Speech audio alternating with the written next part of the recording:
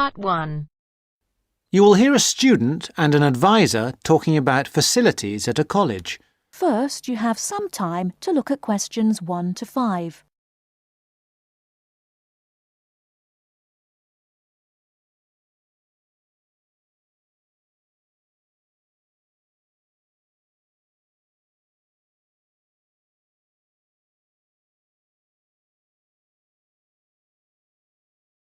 Now we shall begin. You should answer the questions as you listen, because you will not hear the recording a second time. Listen carefully and answer questions 1 to 5. Hi, I wonder if you could help me. I'm starting a course at Glenfield in a few weeks. I was just a bit worried about what facilities there will be and what I'll have to do. I'm especially interested in health and welfare stuff. Certainly. We normally send out a copy of our leaflet, Staying Healthy at Glenfield. I'm not sure why you haven't had it. Well, could you answer a few questions for me? Firstly, I'm wondering about how I get a doctor when I arrive. Well, you can register with the University Health Centre on North Campus. And do I have to pay for that? Not to register, but if you have to get medicines, there's a prescription charge of £6.50. Okay. Well, I'm not planning to get ill. That's only going to arise if I have any problems. So, should I just go along when I arrive? That's what we recommend for peace of mind, but it's not compulsory, and if you don't live inside the catchment area, you can't in fact register there. Where do you live? Well, at the moment I'm staying at the Backpackers Hostel in Hill Street, but I will be moving from there shortly, somewhere nearer. Well, there's a map at the centre which shows you the area that the university practice can accept people from. It's what we call the yellow zone. If you live outside that area, you have to find another medical centre to register with. It sounds like I'll only qualify after I move. I think you might be right. Then, in addition to the health centre, there's a free counselling service for all students situated on the North Campus. You don't have to register. They also have drop-in sessions. I say it's free, but that's only for up to 8 sessions. Beyond that, they normally refer people elsewhere. Sounds serious. Well, it's not just for big problems. People go there for advice on housing, workload, whatever, really. They can even arrange financial help. Is it confidential? Absolutely. Then again, a lot of students prefer to phone the Nightline service, which is run from an office on the central campus. They don't really encourage people to drop in. I see. So it's basically a free phone line. The number, if you want to make a note, is 0900 762 5913. I'll say it again. 0900 762 5913. Fine. Well, I hope I won't need any of these. What I will want is access to some gym facilities. Right. Well, you'll find those on the South Campus in the Sports Centre. It's great, but it's not free. You have to present your student card and pay a fee of £22 to get a pass. But that will last you for the whole year. Before you hear the rest of the conversation, you have some time to look at questions 6 to 10.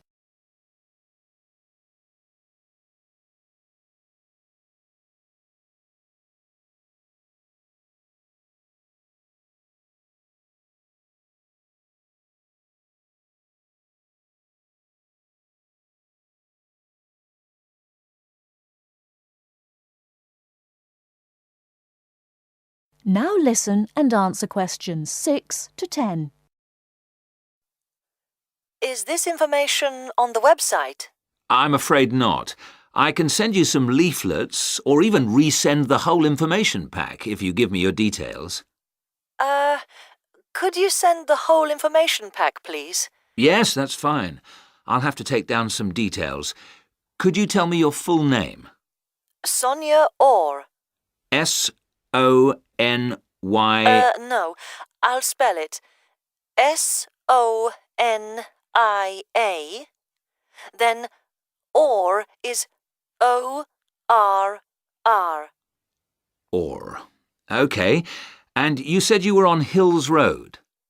Yes, but don't send it there as I'm about to move. I'll give you my new address, which is 22 Winter Gardens. That's Glenfield. And the postcode? Oh, yeah, that's GF23 9BQ. Fine. Now, we're doing a bit of data collection about who uses our services at the moment. Can I just ask a few more questions? Yes, that's fine. OK. If you're an international student, what country are you from? I'm from Switzerland. And how old are you? I'm 24. And finally, which course are you enrolled on? Right, well, that's a bit complicated, since I'm hoping to switch to economics and history. But at the moment... I'm down to do economics and sociology. It's a joint degree. OK, I'll put that. Great. Well, I'll pop the information pack in the post, and you should get it soon. That is the end of part 1. You now have half a minute to check your answers.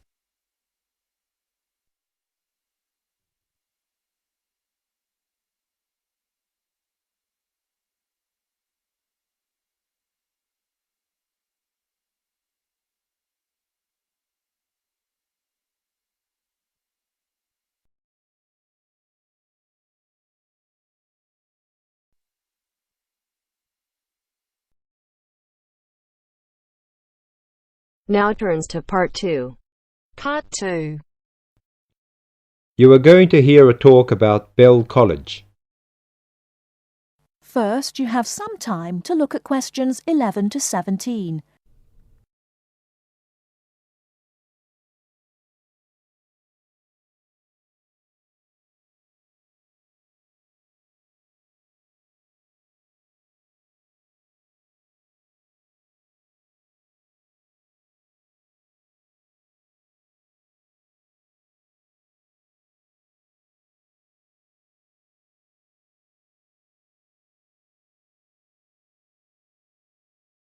Now, listen carefully and answer questions 11 to 17. Welcome to Bell College. The aims of the college is to foster the growth of international understanding through the provision of a high-standard educational course. Second, the college is based in a residential setting for adult students from abroad. And last is to make a positive contribution to the development of teaching English as a foreign language. Bell College is one of a group of schools run by the Bell Educational Trust, a non-profit-making educational foundation. The college offers an attractive environment for study and leisure for students aged 18 or over. 160 students live in comfortable single and twin study bedrooms on the campus, and a further 70 or 80 with carefully selected local families. The excellent common room facilities in the college are matched by the extensive gardens and sports fields. Superb academic facilities, including a modern learning centre and library and sophisticated computer networks, are available for students' use in class hours and in the evenings and at weekends. A wide range of courses is offered in 3 areas: the main English programme, teacher training, and English for specific purposes. The teaching staff are highly qualified native speakers with wide experience of working in schools, colleges, and universities in many parts of the world. Living in an international community of 30 or more nationalities is an important part of the Bell College experience. Before you hear the rest of the talk, you have some time to look at questions 18 to 20.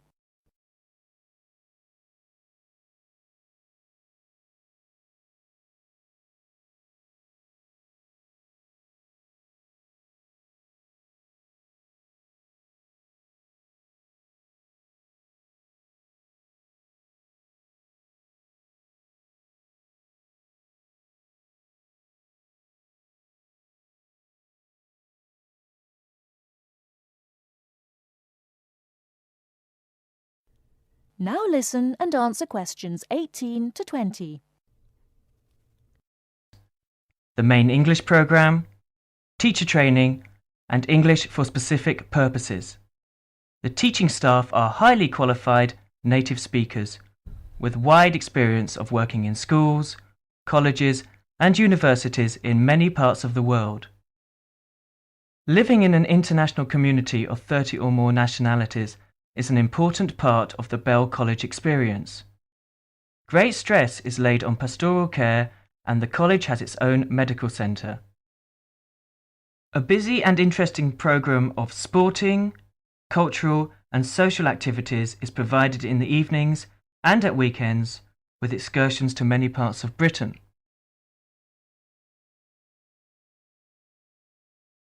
That is the end of part 2. You now have half a minute to check your answers.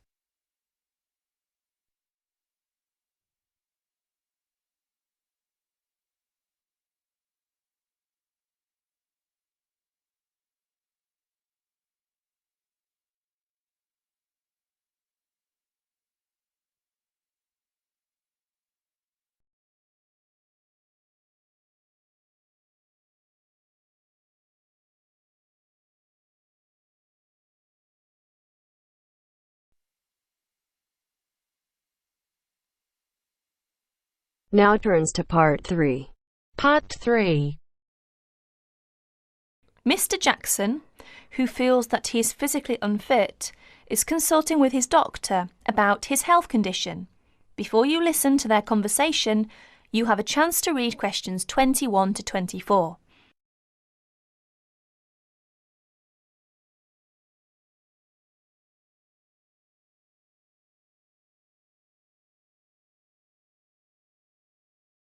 Now please listen to the recording and answer questions 21 to 24.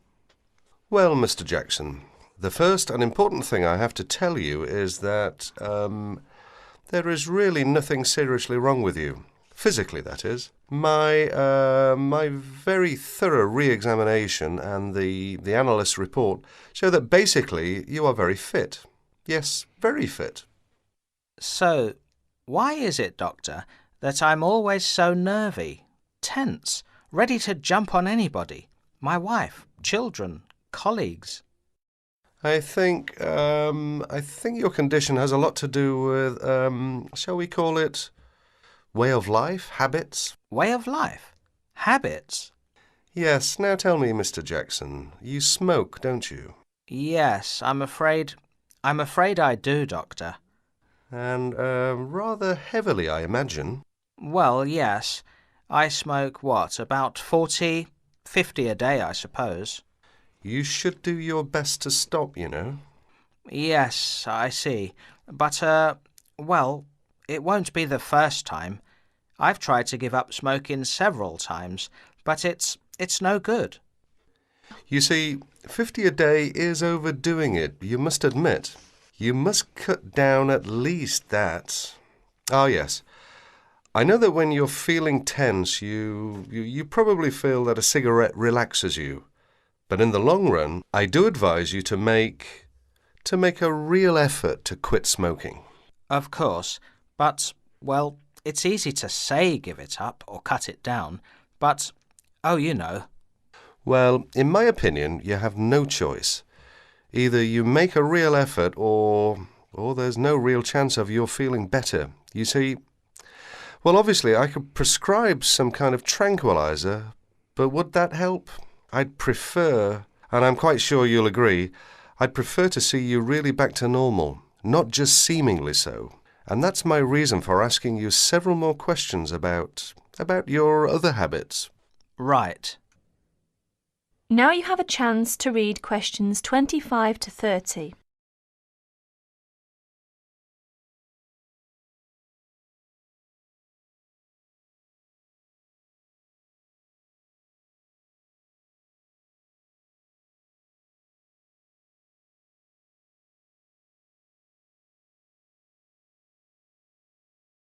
As you listen to more of their conversation, answer questions 25 to 30. Your eating habits, for example. What do you eat normally? during a normal day? Yes, well, I'm a good eater. Yes, I'd say I'm a good eater. Now let's see. Up at 8 in the morning, and my wife has a good breakfast ready. A good breakfast. The usual. A cereal followed by bacon and eggs with fried bread and perhaps a tomato or two. Then toast and marmalade, all washed down with a couple of cups of tea. Yes, I really enjoy my breakfast. Yes. I can see you do, but I'd advise you to eat rather less. We'll come to that later. Go on. Then lunch. No, first brunch. A cup of coffee and a bun at 11. Lunch has to be quick, because there's so much to do in the office about that time, so I have a pint and a sandwich in the pub. All very hurried. Try to be in less of a hurry. But I make up for it in the evening. I get home at about 7. Dinner's around about 8. Yes, my wife's an excellent cook. Excellent. It's usually some meat dish, and we like spaghetti as a first course. Spaghetti, a meat dish, cheese, sweet. But then, at the end of the day, shall we say, then I begin to feel on edge again. Most evenings after dinner we read or watch TV, but I get this terrible feeling of tension. Well, I'm sorry to have to say this because you obviously enjoy your food, but I really do recommend that you eat less, and secondly, that you eat more healthily. Instead of having that enormous breakfast, for example, try to be content with fruit juice and some cereal. I see, but 11 says right. Well, that's all right, but lunch should be more leisurely. Remember, your health is at stake, not your job. As for dinner, I'd advise you to eat a soup, perhaps, with a salad. A salad followed by some fruit. But my wife's cooking is superb, granted. And she probably enjoys preparing delicious meals for you. If you like, I'll have a word with your wife. No, that won't be necessary. Thanks just the same, Doctor, but no.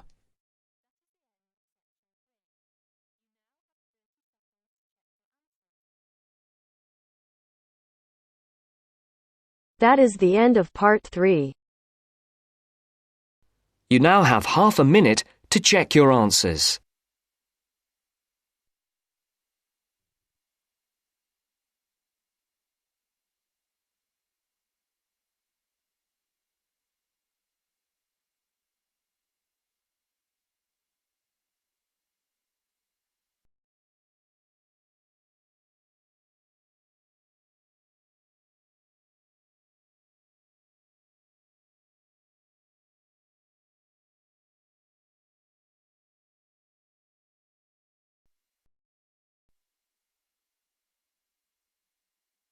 Now turns to part 4. Part 4. You are going to hear a talk about the tall ships race in Britain. First, you have some time to look at questions 31 to 40.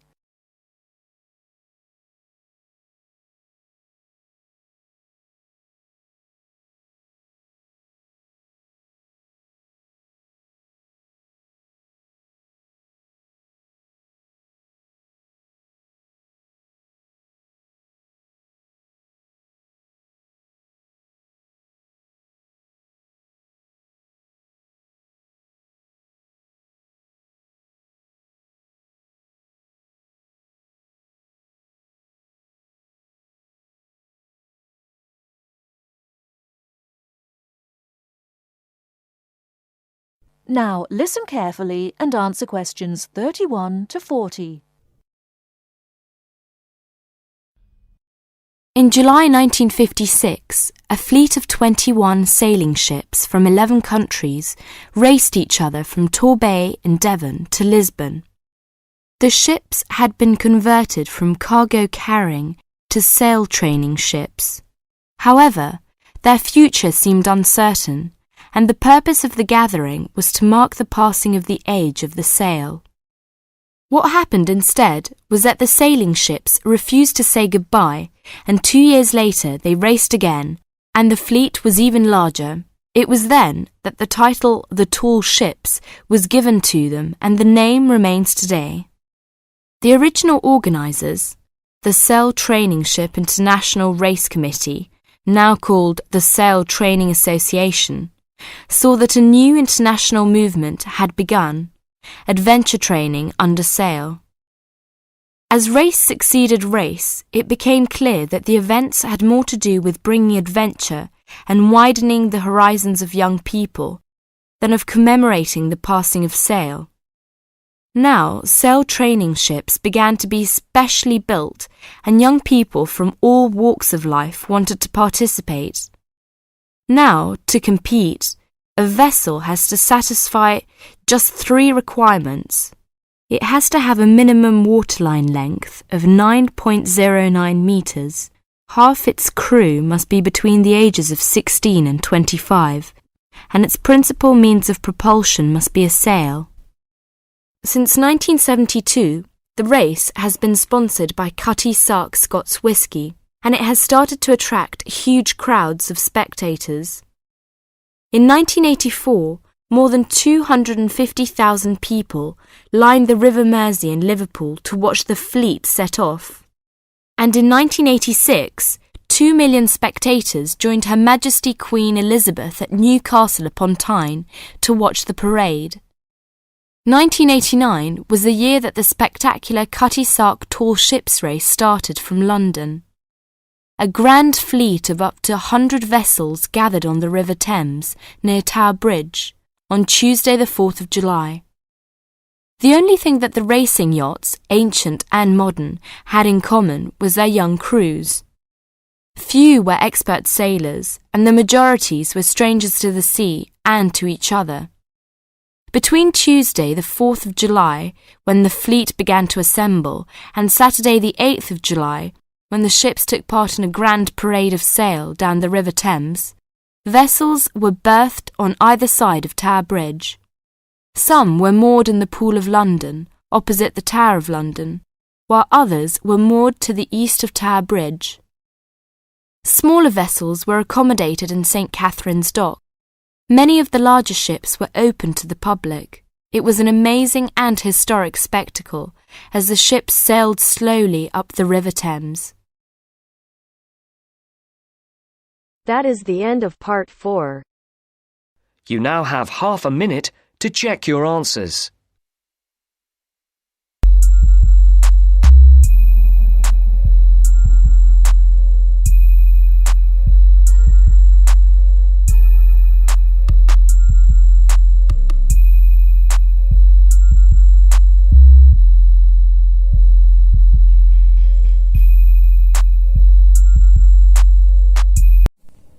Hi guys, welcome to our channel The Ielts Writing Test. My name is Parminder. In this video, we will discuss about task 2 of writing module, so you get an idea how to write it. So without wasting any time, let's start with the question. Now look at the topic. Many teenagers now have their own smartphones. Discuss the advantages and disadvantages and give your own opinion. Means nowadays many teenagers use smartphones, and discuss the advantages and disadvantages means what are the positive and negative effects of cell phones for teenagers. And give your own opinion means in this essay we will also write our own opinion. So this is our today's topic. Now look at the sample answer. In this essay we will write 4 paragraphs in total. The first one is introduction. In this paragraph, we will introduce the essay topic. In body paragraph 1, we will discuss about the advantages of smartphones for teenagers. In body paragraph 2, we will discuss about the disadvantages. The last one is conclusion. So this is our essay format. Now we will write introduction. First we will write general statement on the topic. Let's read. It is undeniable fact that nowadays cell phones are used by everyone, especially by teenagers. Means it is irrefutable or clear fact that nowadays cell phones are used by everyone, especially by teenagers. And according to one school of thought, it has positive effects on youngsters, while others opine that it has negative effects. Means, according to some people, mobile phones have positive effects on teenagers, while others believe that they have negative effects. And now we will give our opinion. In my opinion, smartphones are advantageous for teenagers, and this essay will discuss both viewpoints in the subsequent paragraphs. Means, in my opinion, smartphones are beneficial for teenagers or youngsters, and this essay will discuss both viewpoints in the following paragraphs. So this is our thesis statement. So this is our introduction. Now we will write body paragraph 1. Let's read. To begin with the benefits of phones for adolescents. Means, to begin with the benefits or advantages of phones for youngsters. So this is our opening sentence of the paragraph. In this way, examiner will understand that we will discuss about benefits of phones in this paragraph. Now we will write first point. First and the foremost, it works as an aid in study. Means, it works as a sport in study. And now we will explain it further. To explain it, a lot of content is available online, such as lectures, courses and videos. Means, a lot of study related content is available online. So students can learn anything at home. And now we will give example. For example, in this COVID-19 situation, many schools have decided to provide study through online classes, which ultimately makes students independent. Means, in this pandemic situation, many schools give online classes to their students, which makes students independent, since they get a chance to learn on their own. Since means because they get a chance to learn on their own. So this is our first point. Now we will discuss the second point. Apart from this, mobile phones help youngsters to keep in touch with family and friends. Means, mobile phones help youngsters to contact with their family and friends. Additionally, students can not only use smartphones in medical emergencies, but also to track their way just in case if they lost their way. Means, students can use phones to get help if they need in medical emergencies, and they can also use phones to track their way. As almost all cell phones have GPS location technology, which allows users to know about their current location. So this is our body paragraph 1. Now we will discuss body paragraph 2. Let's read. Moving further with the drawbacks of cell phones. Means, moving further with the disadvantages of using cell phones. So this is our opening sentence of the paragraph. And now we will write first point. The prominent one is that it acts as a hindrance in study. Means, the important one is that it acts as a hindrance, means obstacle in study. And now we will explain.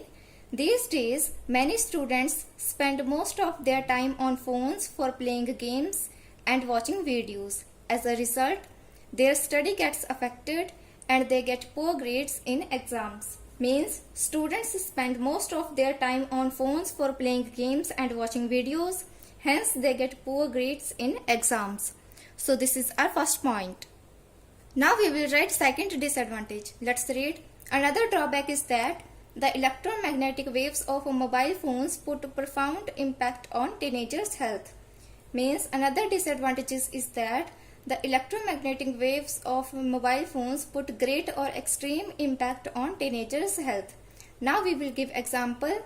To illustrate, a survey has been conducted in America that 70% of teenagers who spend most of their time in front of screen suffer from weak eyesight, headache, loss of memory and insomnia. Means, according to a survey, 70% teenagers who spend most of their time in front of screen suffer from various health issues. So these are the repercussions of using smartphones. Means, so these are the consequences of using smartphones. So this is our body paragraph 2.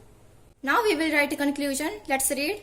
To sum up, in my perspective, although there are some detrimental effects of cell phones for teenagers, like weak eyesight, unable to sleep, headache and low marks in study, It is also beneficial in some emergencies to call peers and guardians.